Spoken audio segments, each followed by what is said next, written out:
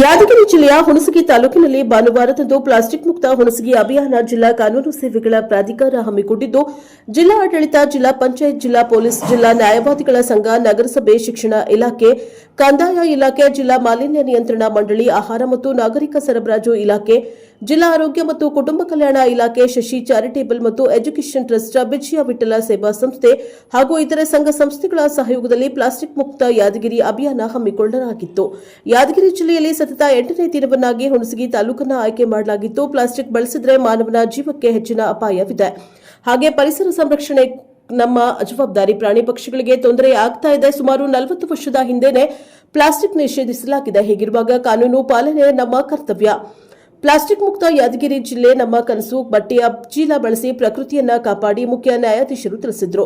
ವಾಣಿಜ್ಯ ಮಳಿಗೆಗಳ ಮಾಲೀಕರಿಗೆ ಹಾಗೂ ವ್ಯಾಪಾರಸ್ಥರುಗಳಿಗೆ ಪ್ಲಾಸ್ಟಿಕ್ ಮಾರಿದಲ್ಲಿ ದಂಡ ಮತ್ತು 5 ವರ್ಷಗಳವರೆಗೆ ಜೈಲು ಶಿಕ್ಷೆ ಇರುತ್ತದೆ. ಹಾಗಾಗಿ ನೀವುಗಳು ಬಳಕೆ ಮಾಡಬಾರದು ಎಂದು ತಿಳಿಸಿದರು. ಜೊತೆಯಲ್ಲಿ ಸಾರ್ವಜನಿಕರಲ್ಲೂ ಮನವಿ ಮಾಡಿದ್ರು. ಮನೆಯಿಂದ ಬರುವಾಗಲೇ ನೀವುಗಳು ವೈರಿನ ಕೈಚೀಲ ಅಥವಾ ಬಟ್ಟೆಯಿಂದ ಮಾಡಲ್ಪಡುವ ಚೀಲಗಳನ್ನು ಮಾಡಿ ಎಂದು ತಿಳಿಸಿದರು.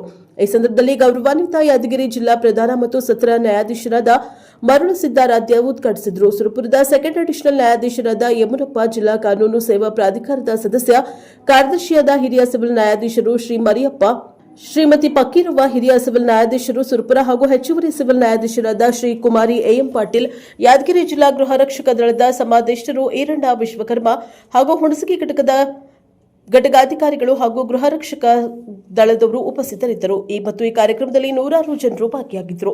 Bureau report, cameraman Lal Singh Rathod ಜೊತೆ ಶಿವು ರಾಥೋಡ್, ಪ್ರಶಾ ಪವರ್ ಟಿವಿ, ಯಾದಗಿರಿ.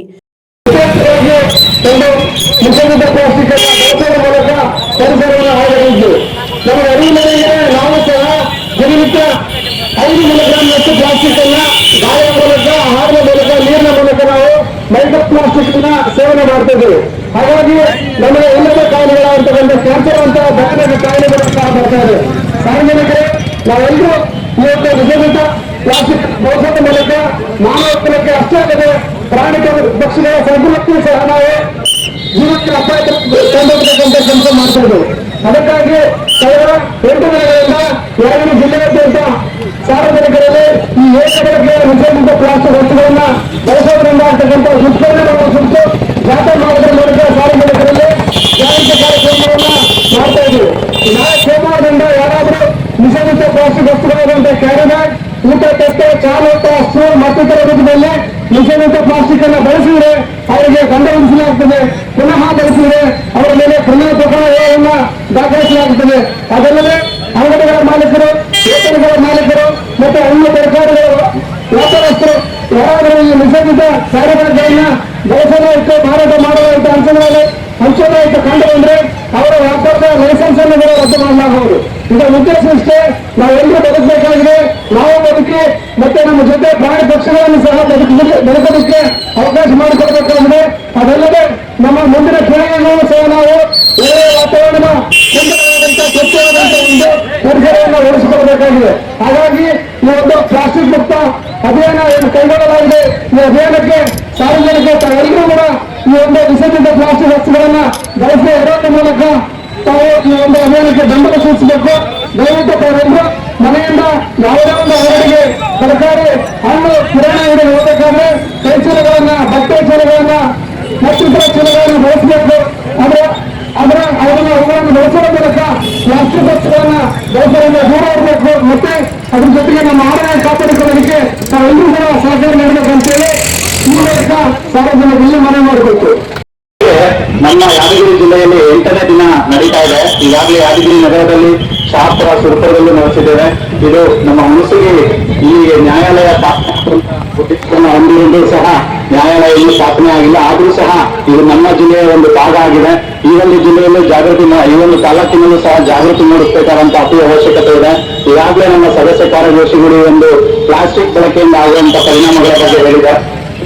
ಪರಿಣಾಮ ಹೆಚ್ಚಿರೋದ್ರಿಂದ ಆರೋಗ್ಯದ ಮೇಲೆ ಕೇವಲ ಮನುಷ್ಯನಿಗೆ ಮಾತ್ರ ಅಲ್ಲ, ಪ್ರಾಣಿ ಪಕ್ಷಿಗಳಿಗೂ ಸಹ ಜೀವಕ್ಕೆ, ಆರೋಗ್ಯಕ್ಕೆ ಕುಂದುಂಟು ಮಾಡುವಂತ ಒಂದು ಪರಿಣಾಮ ಹೊಂದಿದೆ. ನಮಗೆ ಇದಕ್ಕೆ ಸಹ 40 ವರ್ಷಗಳ ಹಿಂದಿನ ಕಾನೂನು ಇದ್ರೂ ಸಹ ನಾವು ಇಲ್ಲಿವರೆಗೆ ಪ್ಲಾಸ್ಟಿಕ್ ಅನ್ನ ಬಳಕೆ ಮಾಡ್ತಾನೆ ಬರ್ತಿದ್ದೇವೆ. ಅದರಲ್ಲೂ ಮುಖ್ಯವಾಗಿ ಏಕ ಬಳಕೆಯ ಪ್ಲಾಸ್ಟಿಕ್ ಆರೋಗ್ಯಕ್ಕೆ ತುಂಬಾ ಹಾನಿಕರವಾಗಿದೆ. ಈ ಒಂದು ಪಾರ್ಟಿನ ಮುಂದುವರಿಸಿದ್ರೆ ಮುಂದಿನ ವಾರದಿಂದಲೇ ಈ ಒಂದು ನಾಳೆಯಿಂದಲೇ ದಂಡವನ್ನ ಇಟ್ಟುವಂತ ಒಂದು ಕಾನೂನು ಜಾರಿಯಾಗುತ್ತೆ. ನಾಳೆಯಿಂದ ದಂಡದಿಂದ ಪ್ರಾರಂಭ ಆಗುವಂಥದ್ದು. ಅದನ್ನ ವಾಣಿಜ್ಯ ಉದ್ದೇಶಗಳಿಗೆ ಬಳಕೆ ಮಾಡಿದ್ರೆ 5 ವರ್ಷಗಳವರೆಗೆ ಶಿಕ್ಷೆ ಕೊಡುವಂತ ಒಂದು ಅವಕಾಶನೂ ಸಹ ಇದೆ. ಕ್ರಿಮಿನಲ್ ಪ್ರಕರಣಗಳು ಸಹ ದಾಖಲಾಗುತ್ತೆ. ದಯವಿಟ್ಟು ಯಾವುದೇ ಸಾರ್ವಜನಿಕರು ಈ ಒಂದು ಪ್ಲಾಸ್ಟಿಕ್ ಬಳಕೆಯನ್ನ ಮಾಡಬಾರ್ದು. ಹಾಗೂ ಪ್ಲಾಸ್ಟಿಕ್ ಬಳಕೆ ಮಾಡ್ತಾರೆ ಅವ್ರಿಗೆ ವಾಣಿಜ್ಯ ಉದ್ಯಮಿಗಳು ಉತ್ತೇಜನ ಕೊಡಬಾರ್ದು. ವಾಣಿಜ್ಯ ಉದ್ಯಮಿಗಳು ಮತ್ತೆ ಇದನ್ನ ಬೆಳವಣಿಗೆಯನ್ನ ಮಾಡಿದ್ರೆ ಸಾರ್ವಜನಿಕರಿಗೆ ಇದನ್ನ ಹೆಚ್ಚಿನ ಒಂದು ಮಾರಾಟಗಳನ್ನ ಮಾಡ್ತಾ ಇದ್ದಾರೆ ಅಂದ್ರೆ ಅವರ ಒಂದು ಟ್ರೇಡ್ ಸಹ ಕ್ಯಾನ್ಸಲ್ ಮಾಡೋದಕ್ಕೆ ಅವಕಾಶ ಇದೆ. ಹಾಗಾಗಿ ಈ ಒಂದು ಪ್ಲಾಸ್ಟಿಕ್ ನಮ್ಮ ಆರೋಗ್ಯಕ್ಕೆ ಹಾನಿಕರವಾಗಿದ್ದು ಇದನ್ನ ಯಾರು ಬಳಕೆ ಮಾಡಬಾರ್ದು, ಅದನ್ನ ಉತ್ತೇಜನ ನೀಡಬಾರ್ದು ಅಂತ ಕೇಳ್ತಾ ಈ ಒಂದು ಜಾಥಾ ಯಶಸ್ವಿ ಆಗಲಿ ಅಂತ ನಾನು ಹಾರೈಸ್ತೇನೆ. Thank you. ಪರವಾನಗಿಯನ್ನು ಕೂಡ ರದ್ದು ಮಾಡಲಾಗುವುದು.